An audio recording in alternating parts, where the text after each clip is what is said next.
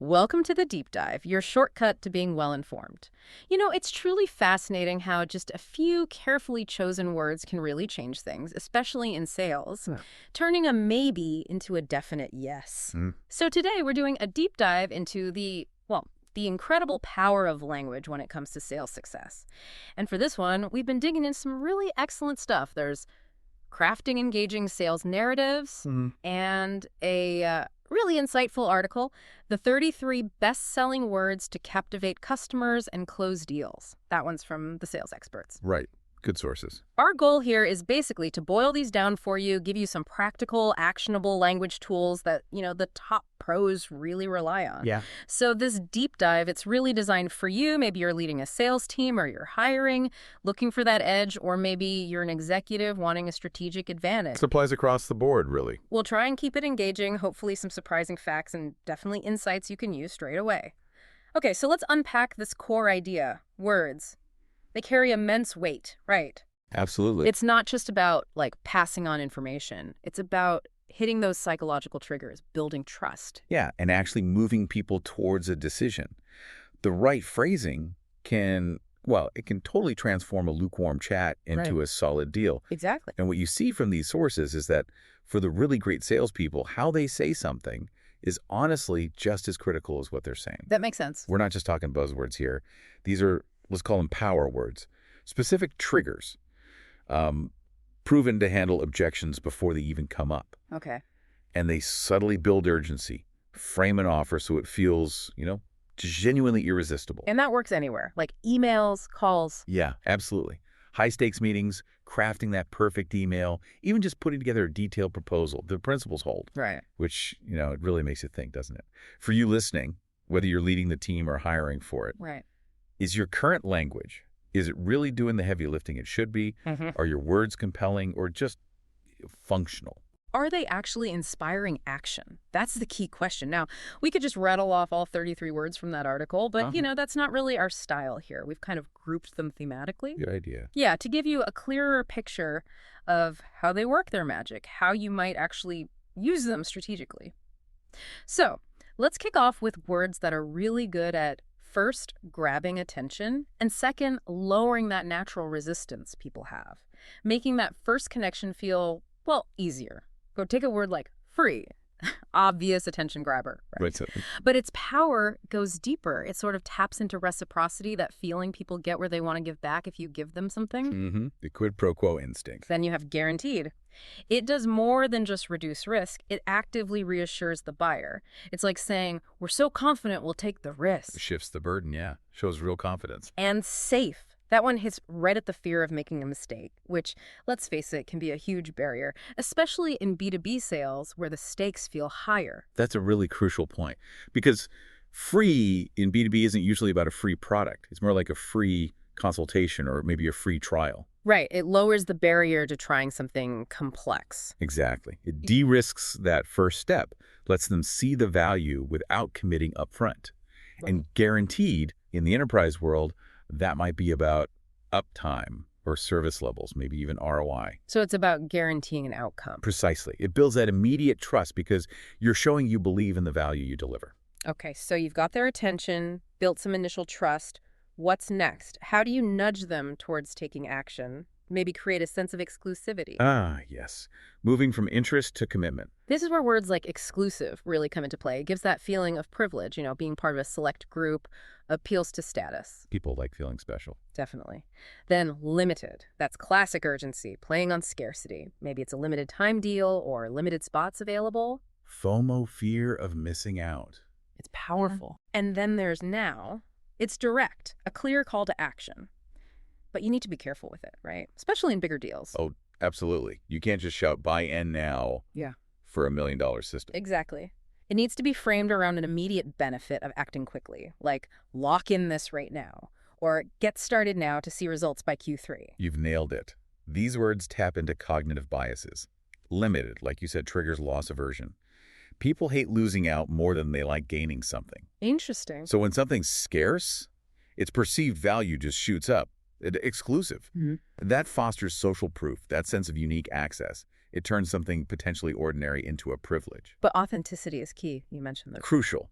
If you overuse fake scarcity, people see right through it. It feels slimy. Right. The urgency needs to feel real, tied to a genuine reason, maybe a price change, or a real advantage to acting fast, like a limited chance to get grandfathered into old pricing. That Right. feels more legit. And it's so important to remember it's not just about closing fast. It's about really showing the value, the benefit for you, the customer.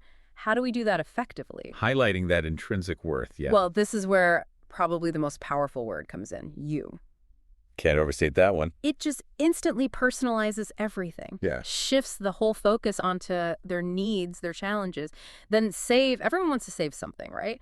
Money, time, effort, future problem. Universal appeal. Results gets tangible. It moves past features and focuses on what they'll actually achieve. Value itself underlines the ROI, the real gain, and advantage that positions you against the competition. Why choose us? Here's the advantage. That's a strong set. And, a great word to pair with these is because. Right, the justification. Exactly. It gives the reason why. If you say, you'll save time because our system automates these 3 steps, you're not just making a claim, you're backing it up logically. Makes it much more believable. Totally. It answers that unspoken question, why should I believe this?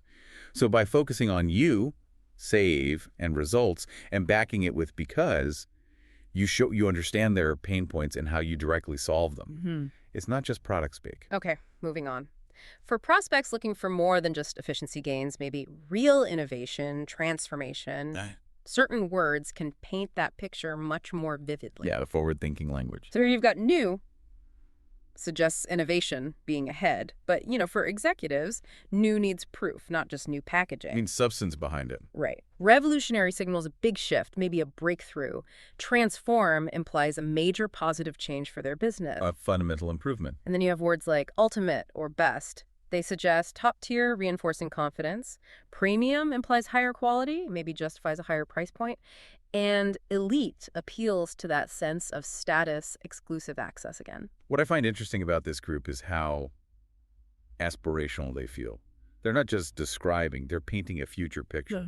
Like when you say your solution can unlock potential, that suggests accessing something hidden, something valuable they couldn't reach before. I like that, unlock. Or calling something a breakthrough. It's not just new, it's a significant leap forward, something that changes the game. These words really click with leaders focused on growth and getting ahead. So it positions your offer as the way to get to that better future. Exactly. Not just another tool, but the vehicle for transformation. And finally, let's round out these groups. Sometimes, especially with complex stuff, it's just about making the next step feel easy, inviting discovery. Reducing friction, yeah. So examples here. Easy suggests hassle-free, removes that fear of a difficult implementation. Very important for tech adoption. Big one. Discover frames the process as exploration, not a hard sell, makes it more appealing. How-to offers clear guidance, practical steps, shows them the path. Empowers them. And secret. Who doesn't love a secret? It sparks curiosity, makes them feel like they're getting insider info or an edge. Yeah, looking at the bigger picture, these words just simplify things and empower the prospect. Easy is huge when people worry about disruption or difficulty. Takes away that barrier. It promises a smooth path to getting value. And magic is an interesting one too. Not literal magic, obviously. Probably not. But it suggests a solution that works so well, so effortlessly, that it feels like magic to the user. It strips away the perceived effort. Makes the complex seem simple. Right. They all work together to break down those psychological walls, making the next step seem not just doable, but actually kind of pleasant and straightforward. Okay, so we've got all these powerful words grouped by how they work. But what does this actually mean for putting together a sales narrative that, works, that engages people? Right. It's more than just word soup. Exactly. It's not just sprinkling them in randomly. It's about structure, timing, and, authenticity. Absolutely. Think of it like telling a compelling story. You need a strong opening grabs their attention right away. Maybe a startling stat or a question that really hits home for them. Or just a quick snapshot of the unique value you offer. Exactly. And the tone throughout. Friendly, approachable, but always professional. Right. You're building rapport, not giving a speech. Right. And the narrative needs a clear flow. Start by understanding their world, their problem. Then show how your solution fits perfectly. And guide them clearly to the next logical step. You're leading them on a journey. Which brings us back to that crucial point. Yeah. How do you stop these power words from sounding, well, fake, Yeah. manipulative? Yeah, that's the danger. And the answer is always authenticity. These words are like highlighters. They emphasize the good stuff that's already there. They don't create it. Okay. So you must pair them with genuine value, real benefits your offer actually delivers. If you overuse them or use them to gloss over weaknesses. People will smell it a mile off. Exactly. Oh. It kills trust instantly. But use them authentically. They shine a light on your strengths, resonate deeply, and help customers say yes because they truly believe in the value. They amplify truth. That's such a critical distinction. Amplify truth, don't create it. So think about how this applies to, well, everything you do. Your next sales call, Your team's emails. website copy, marketing stuff. It's tailoring the message, using these words intentionally, making sure they earn their come-in. Keep working for you, yes, but also for your customer. Okay, so for you listening, let's try and nail down a few actionable takeaways from this deep dive. First, be intentional. Don't just throw these words around. Choose them consciously based on the specific effect you want right then. Building trust, creating urgency, showing value. Pick them for a reason. Strategic selection. Second, authenticity above all. I know we keep saying it, but it matters. Back up the power words with real value, real facts, clear benefits. Your credibility is everything. Non-negotiable. And third, structure for impact. Build that compelling narrative. Start strong with a hook. Keep the tone right, professional but human. Make sure there's a clear, logical flow connecting their problem to your solution, leading to a clear next step. A clear call to action, yeah. Now, for those who want to go even deeper, maybe refine their team skills or find top sales talent, the Sales Experts, one of our sources, they focus specifically on this. That's right. Their material states pretty clearly they help businesses find and hire salespeople who, actually know how to sell and get results. Right. So if you're looking to level up your sales recruitment, they invite you to get in touch for expert help finding those high performers. And we have their contact details here. You can email them at connect@thesalesexperts.com. Connect to thesalesexperts.com. Got it. Or phone them. It's a UK number, plus 440-20-7536-5591. Okay.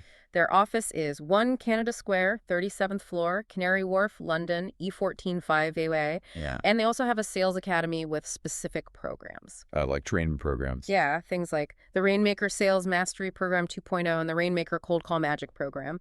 So options if you want to really master some advanced techniques. Okay, and with that, we should probably wrap up this deep dive.